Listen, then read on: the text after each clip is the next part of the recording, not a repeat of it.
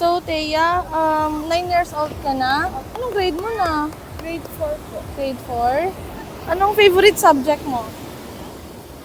Recess po. Ay! Recess daw! Wow, nakakatuwa ka naman, Thea. Thea, taga Pangasinan ka, no? Bakit kayo nandito ngayon sa LU, sa La Union? Gusto ko lang po magpasyal po. Gusto mo lang magpasyal?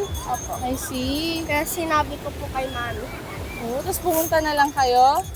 So, enjoy ka naman dito sa LU? Opo. Kumusta ang swimming mo? Maganda po. Nalulunod din lang. Huwag naman! Huwag tayo malulunod!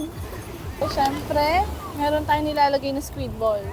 Then, here you go. Ito yung strawberry mo. Miss, meron kami tinatawag na coastal caffeine tradition. Yung gagawin mo, dip, stir, bite, and sip. Sabay sip. Galing ni Thea!